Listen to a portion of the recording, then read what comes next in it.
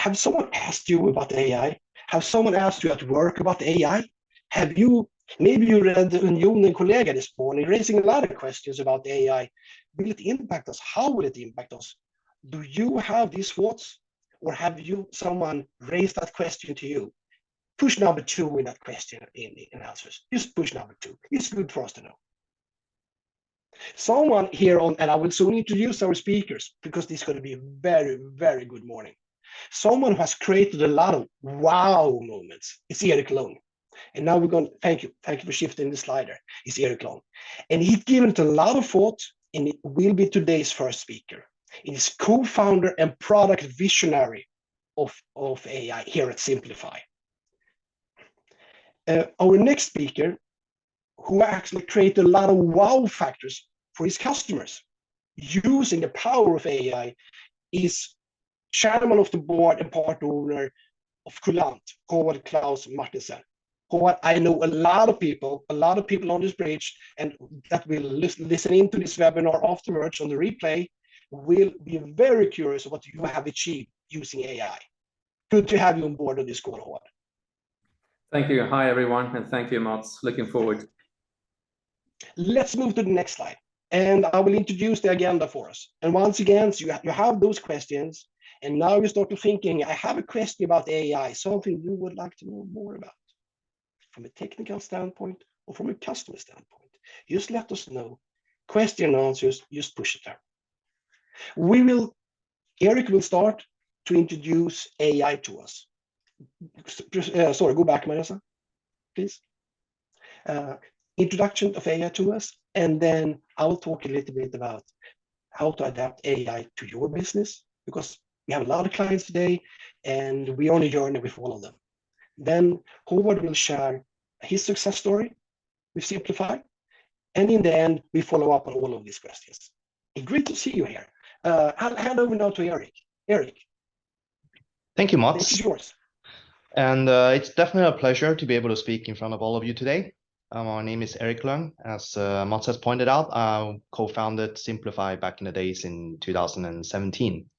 And AI, of course, now has caught everyone's eyeballs again. And so if I reflect back a little bit when in the early days, Simplify was founded at the previous AI hype, where there was chatbots all over the place. And people think, okay, that's where the breakthrough is happening.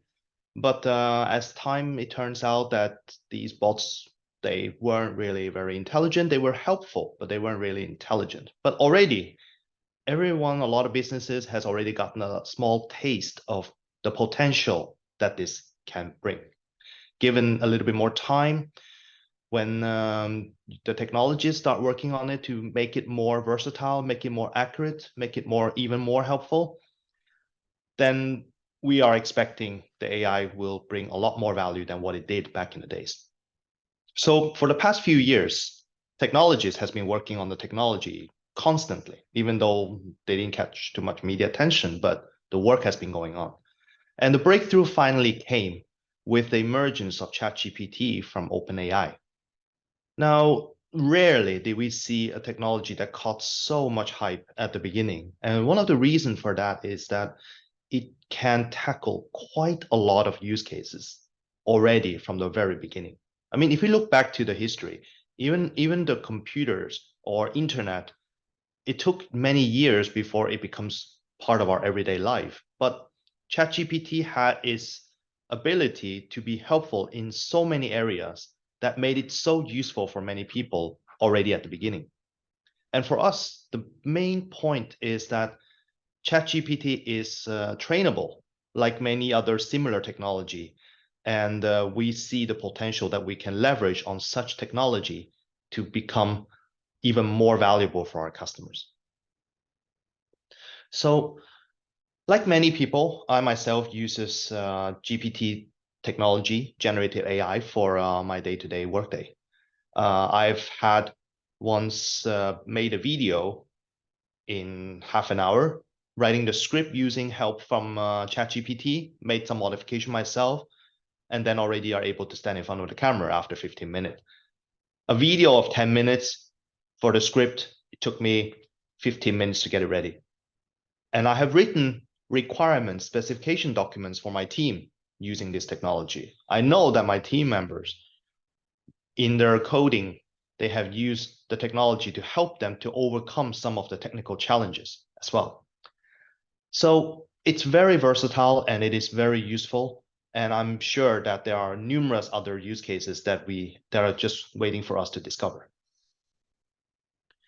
So that's on the personal level. But what does that mean for businesses? What we are here is to discuss how AI, at least the current new hype of AI, can generate business value, concrete business value for businesses. Of course, it goes without saying that with automation being done with a system that is intelligent and intelligent enough, will bring higher productivity, because a lot of work that would require a lot of experienced personnel to do the work for will now be able to automate it to such a system. And not to mention quality. Yes, there are still a lot of debate whether the technology can perform the job better than people, especially the highly skilled and highly experienced personnel. But what we can expect is that the technology will be able to bring you a consistent performance at a level that is way above average. And there will not be somebody who falls ill, who would be not performing due to the lack of rest and so forth. And stress level would not be a factor. So you will at least be able to expect a sort of a consistent quality performance by the intelligence AI. And last but not least is that when you start having these systems to overtake some of the tasks that has been done by human resources for the last decades, you might want to consider how should we define the organization. Just to illustrate the points, I have a few images on the right-hand side of the slide. These are jobs that today are being done by systems, machines, technology that used to be done by people back in the days. You would never know that your bowling ball is hitting the pins that are to be set up by people. And then you have people who are putting together the layout of the newspaper for next morning, and the phone connections. And last but not least, the file managers, who is actually a job that I used to have in my early student days. All of these are being done by machines and systems today. And who would have thought that maybe in the future, a lot of jobs that are currently being done by people will also be done by systems. And you have to redefine the whole way of organizing your companies. And these are not the things that are going to happen. These are realistically things that are happening right now. Industries, businesses are already looking for ways to incorporate this technology into their organization. So the question is, are you all ready?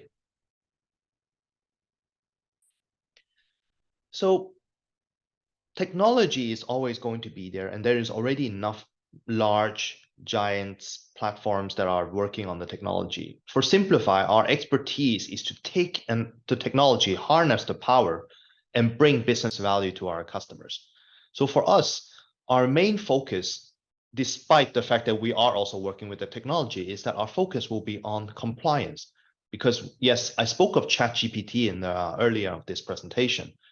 And it also goes without saying that ChatGPT is causing a lot of issues with regards to GDPR, and thus is banned in Italy.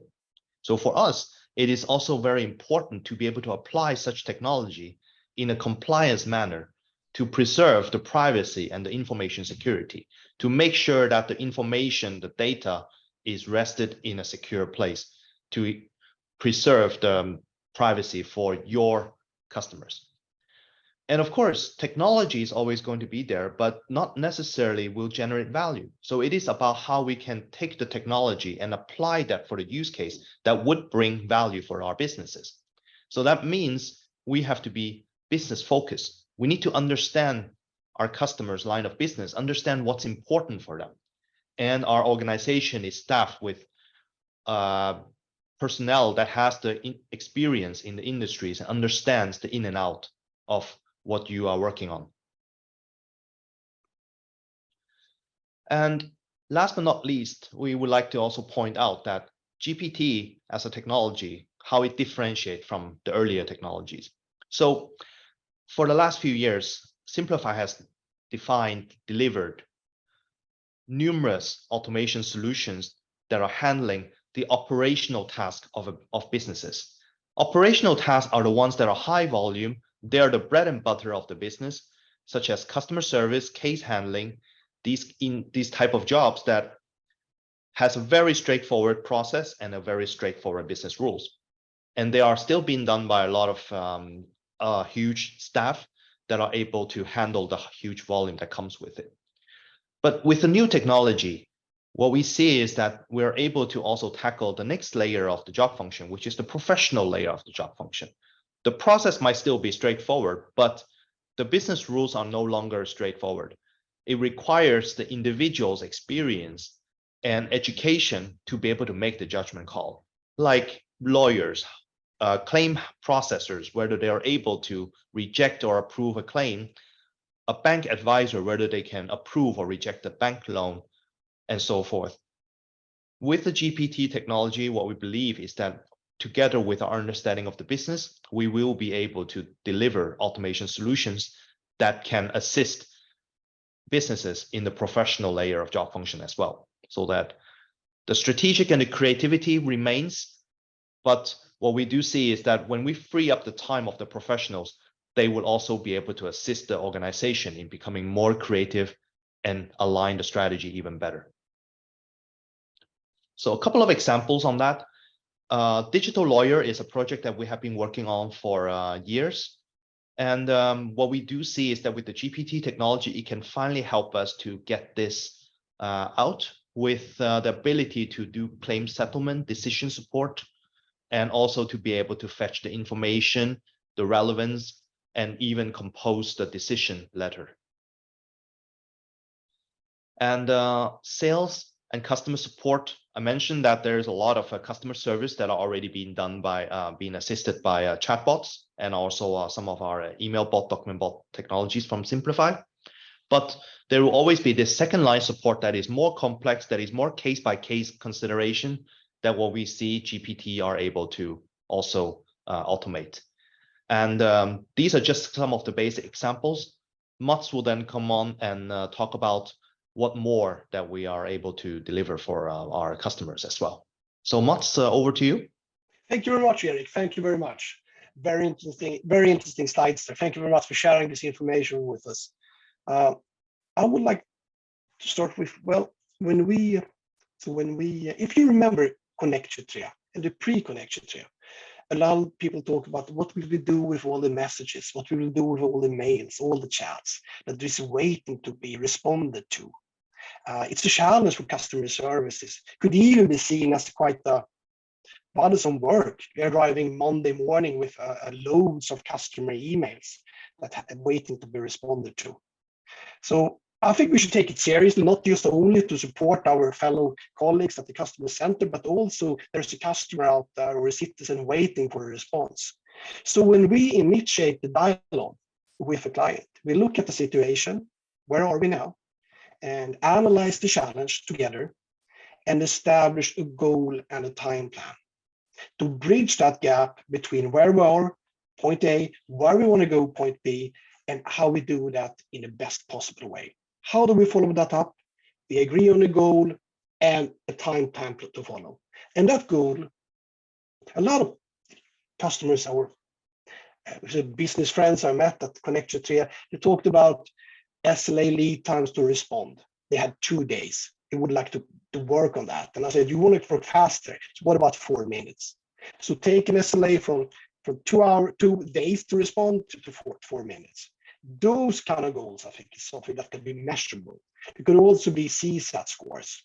How will that be impacted if the customer get immediate response to all those questions they might have in terms of your business or the services you provide? I will now take us through our process flow. And Marias, if you could change the slide. Thank you very much. Thank you. So I will take us through our process flow or solution flow, which is divided into 7 steps. And these steps represents the journey our AI platform takes to proceed and respond to information. I did this presentation actually this very slide yesterday, and the question was then, and you might have it, and you're free to ask it in the question and answer session, where is my data? Where will my data be? So rest assured, it can be on your premises, it could be in the cloud in Sweden, or it could be a cloud somewhere in Europe. So there's a lot of options here that you can take. The first step is interaction. The first step in the 7 steps model is interaction, and I will stay that for a while. So I take a couple of clients here, like SR Bank. They have like 420,000 emails. The municipality of Trondheim have 98 million documents that is sent through to them to handle, and one Bemade, a very large insurance company in the Netherlands, had 1 million claims a year. So when we say interaction, we mean that from a broad perspective. And broad, that could be mail, could be web mail, could be chat, could be documents, could be anything. So that is the starting point. How do you interact? How would your customers to interact? How can you support them? The next step is interpretation, where we analyze the received data and start to look at what is the meaning, what are the person asking for, what is the meaning. The third step in the model is the decision. And it's the decision on the basis of the received and analyzed information. So we can identify the next step to be taken. The next step in that process flow where you are supporting your customer or citizens or service requests. The fourth step is action, where we initiate the process and take actions, update the database, fetch information, do an API call, or do an RPA connection. So this is a fully integrated solution that Simplify has created. And by the way, all the code here is the property of all the code, and the engine of the AI is created by the team of Simplify. So this is Simplify's model, AI model we're using here. I mentioned here before I'm moving on from action, like fair collection. They have managed to actually automate 100%. The last time I looked at it, 100% of the requests received. So it's a lot of good things you can do to support your clients and colleagues. We're moving forward. We can fetch information, update, insert information, and actually fulfill the entire task. And then archive and put the number on that received document and what could be actually be sent out. After updating the database, archiving the information, doing all that task that the human did before, a standardized task. Then comes the decision in the 7th step here, reply. Shall we automate the entire process? Are we secure? Is this about our environmental policy and how that is working? I just made an example here, and then we can reply with that document. This is our environmental policy in this part of Sweden. But maybe it's something else. Maybe it's something more precise. A question about the project. That question could be forwarded to a special queue, to a special person, a special group that actually is working on this task, this specific project.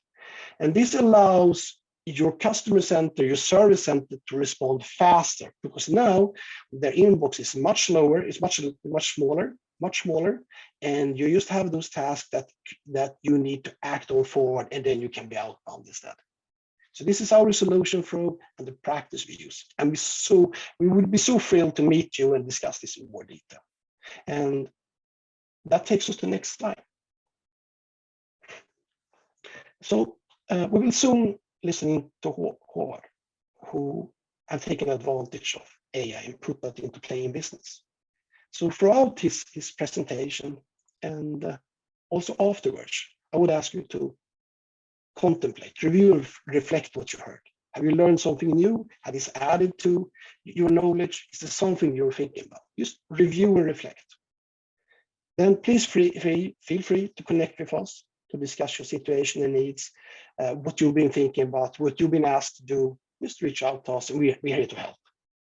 We could then innovate and tailor a solution on the basis of an already made platform, a platform that is large banks, insurance companies, and even Elbilforening in Norway taking advantage of.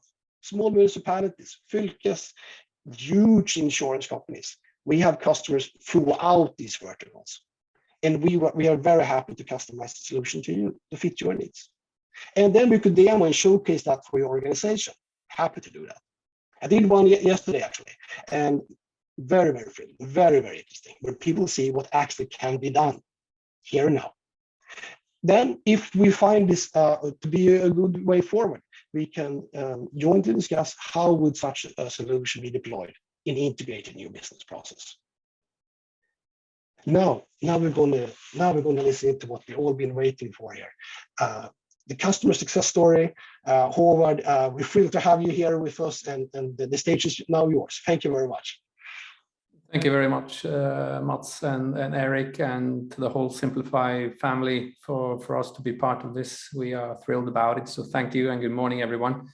I'll go through, you set the bar quite high, Mats, but I'll give it a go, So basically, we're a customer service company that want to enhance the importance of customer service. We think the area and the importance of handling and caretaking and enhancing also the in-depth data in terms of your customer base is crucial.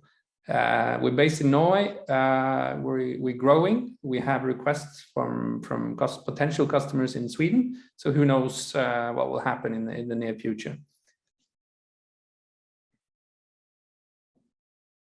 Yes, we wanted to drag you into our world, just bam. So basically, we're a third-party handler for a customer that has a lot of end users, customers.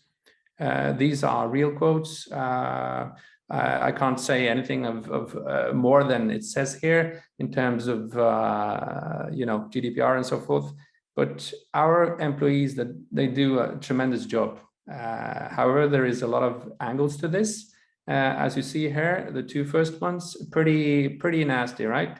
This is actually written in text.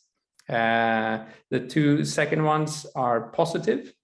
So the actual meeting point and the perception and the reputational risk and how to handle that is crucial. And we see that both from the human side, but also from the technology side. So the right sort of bells goes off and it's handled the right way. So this is what our employees does, and we do about 6,000 plus requests a week, all year round, and growing. So it's a lot of a lot of people that wants to have things solved. This is a value chain done manually by a human worker.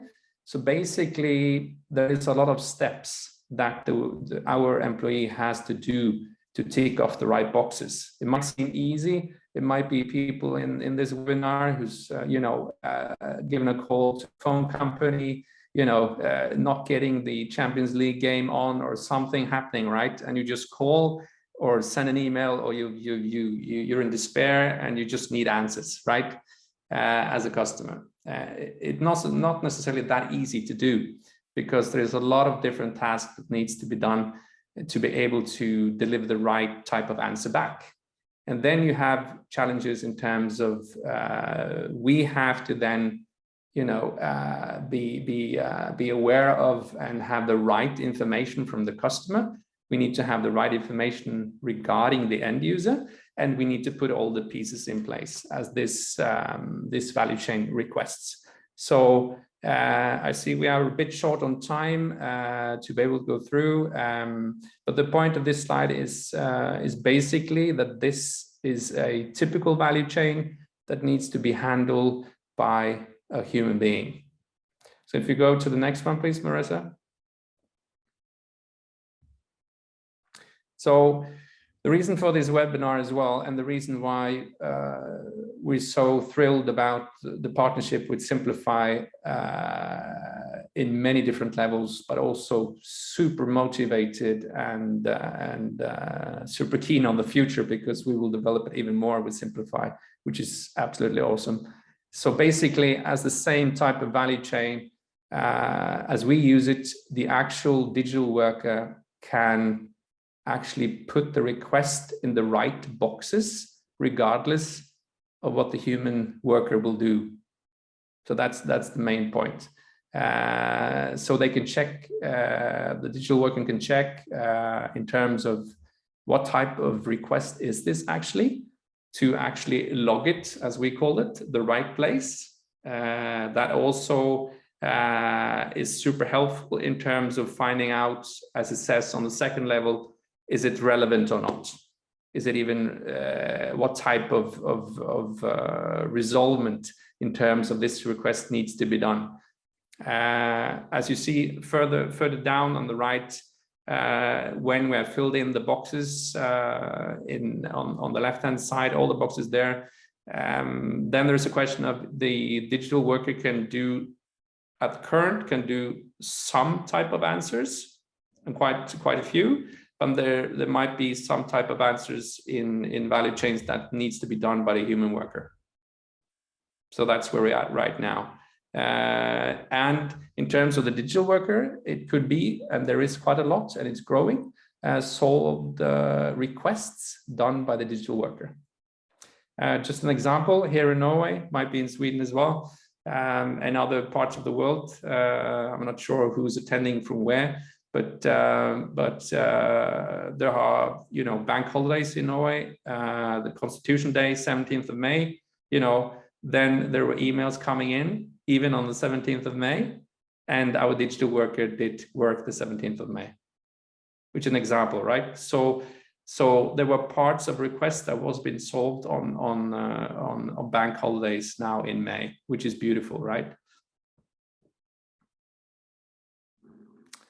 So for us, in terms of a company that are super enthusiastic in terms of caretaking and enhancing the reputational power of our clients, we have to, you know, I'm quite few of you guys are familiar with lean, or, you know, how can we optimize the value chain? So for us, in terms of that, the digital worker can log as much as possible the right places is super crucial in terms of, you know, having fellow employees doing that manually, and it's all done in seconds and several processes at the same time.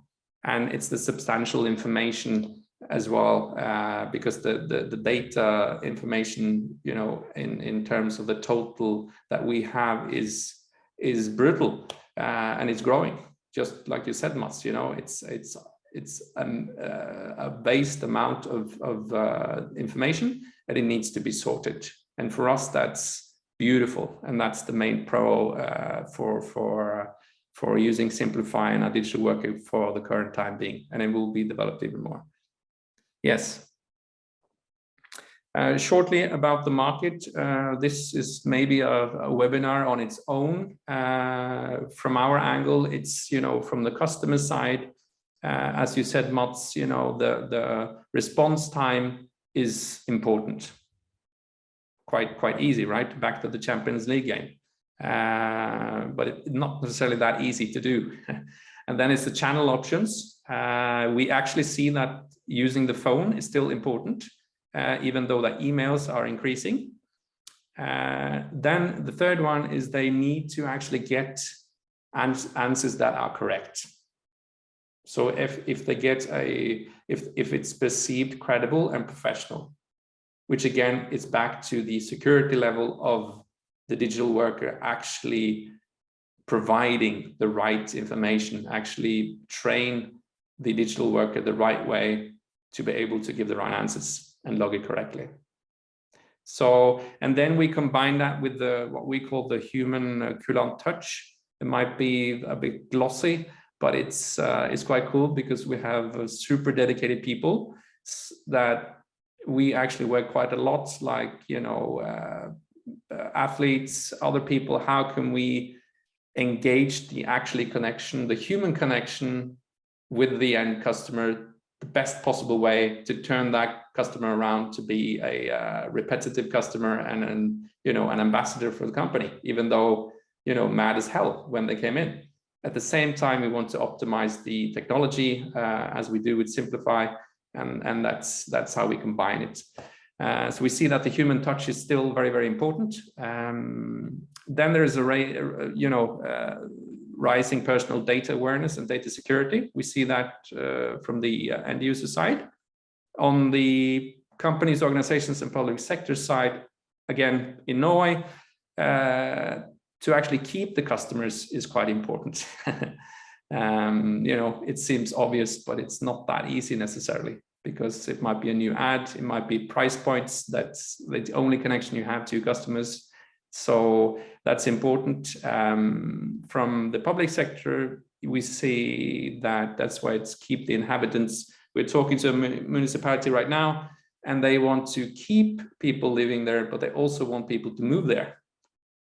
And then they're using post-it notes to figure out if they have a kindergarten place there or not. If people call them, we want to move there. Do you have a place for my kid? We don't know. So that's an angle as well.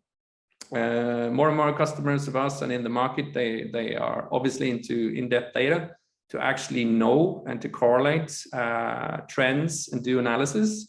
And we also do that now, which is super interesting, to give feasible reports back to the customer so they can actually utilize and develop their business model. So that's crucial. That's the last point. And then it's a question of they also have a raised awareness, as you said, Eric, in terms of data security and also data ethics, in terms of the big players as Facebook and so forth. But there is a rising consideration in terms of security and ethics, also in terms of what Europe and the world are in right now, so there are also macro factors that also are putting into play right now, that we see from our end. So thank you for your attention. Please reach out to Mats or to Russ, and thank you for your attention. Thank you, Håvard. Thank you, Håvard. We're moving on now. We have a couple more minutes, and we have a couple of questions. And I first would like to share with everyone, because you responded earlier here on the webinar about the wow factor and thoughts. And I would say it's actually double. It's double as many wow about AI. So I think people really start to think about, start to explore AI. So double as many wow factors than really now, I implement it yet. And but here comes a question here. If I summarize, and I think I'm going to point it towards you, Håvard. Try to summarize the question here in a good way, and translate it to English. The question would be is something like, where is the best way to start? What process then would you look at? Where is the best way to start? I assume you, Håvard, could say, well, you could always contact Kulant, and I may say you can contact Simplify as well. But what would you say when you're running a call center? Where is the best way to start for you start to taking on AI? Yeah, the short answer would be, you need to do a super in-depth value chain analysis. You need to know what types of tasks you do in detail. So the more control you have of your overall, or every process you have, I think that's the most important key, because then when you have that, then you could sit down with yourself, Mats or Eric here, and go through that, and actually put the start places in play in terms of where can we start, where do we have the best advantage to start. If you don't know your value chain good enough, you need to do that homework. Yeah, that's a good one. It's value chain analysis, and I also think, personally, I think also where you have to know where you start, and what would you like to achieve? What is that end goal? And then you said value chain. What can we improve? Yeah, you know, 1B answer to that, and I'm sorry we're running out of time maybe, but that's in terms of what you want to achieve, right? Yes. So then you can connect it to your strategy. Connected to the strategy. I think that's a good way to summarize this webinar. I would like to say to everyone participating, everyone that's going to look at this video afterwards, thank you very much to be with us here today and take it to the strategy. Yeah, go ahead, Eric. Thank you. There's a question for Håvard as well from Teresa. Do you have any customers today within the public service? Currently, no, but we are working towards one. So, but we don't have that yet. No, but that's a vertical we want to go into. Yes, and we are in talks with several. Yes, but we are not delivering anything yet. No. Here comes one more question. Thank you very much, Patrick. So here, maybe. Okay, maybe I'll read this out loud for all of us. Maybe this is it is the most asked question, but the people currently doing the repetitive work will be afraid of their jobs probably. How can you change that feeling if this fast changing AI is adapting the world? People in these companies will maybe not welcome the implementation of AI. So it's kind of repetitive work. Could it be something that people are afraid of losing their jobs here? And what are our thoughts here, Eric? Yes, this is not exactly the first time in the history where a technology or arrival of a technology makes people a fear of losing their job. We already had that in the Industrial Revolution. It happened already in factories where the machines came along. And even without the technology coming in, it is always in the corporate world's habit to optimize their operation and streamline their staff. So if we don't separate out the point that, okay, it is caused by AI that people are losing their jobs, this goes into as one of the many elements of corporates trying to streamline their operation and stay competitive. And no matter what AI can do, we do not see that the AI will replace the whole of the staff. There will be always a percentage of it. So then it becomes the question is, should the company streamline their operation and leverage the technology and be more competitive so that they can grow and then ended up hiring more people anyway, or keep the staff, keep the technology away and become less competitive and be outcompeted and the company goes under? It becomes a very obvious choice for everyone. Well, would you like to add something there? So you're... Yeah, just briefly, I'm following you all the way, Eric. From our side, and our employees are super relieved. They are super relieved that they actually can do what they want to do even better, and they're actually doing it even better. In terms of the handling the human touch. So that's from the employee perspective. From the customer's perspective, they need it, they want it, because the level of developing a business model is getting more and more competitive. So they need also the in-depth data and the handling the right way. And you can't do that just by humans. At least from our side, we can't do that. Totally. I wouldn't actually not put machines and people against each other. It's more of enhancing everyone's capability, if anything. Precisely. Yes, we have another question about GDPR actually. Yes, what are the concrete actions that we take? We have ensured that the data for each individual customer stays within individual hosting. So there will be no mixture of data between customers, and that we have our data on our server, the cloud of Azure, encrypted, where the encryption key stays outside of the Azure environment. So the only, even US would not be able to get around to pull our data without our consent and be able to access the data. So as a proof of that, we are also ISO 27001 compliant. And of course, besides that is that only the European employees are able to access the European customer data. many of these GDPR compliance guidance that we follow to the dot. Very good. Well, there could be room for one more question here. We just keep going here on this webinar. It's great. If there's one more question, please, you have the opportunity now before we close the call. Okay. Hey, thank you very much. Thank you very much. I hope you are as thrilled as we were this morning to have this call with you. Thank you very much. Appreciate to have you here and looking forward to meet you soon. All the best. There's also a survey great coming after the call, so please take a couple of minutes to answer the survey. It will be very helpful to us. Thank you. Thank you so much, guys. Thank you very Have a much. nice day. Thank you. Thank you.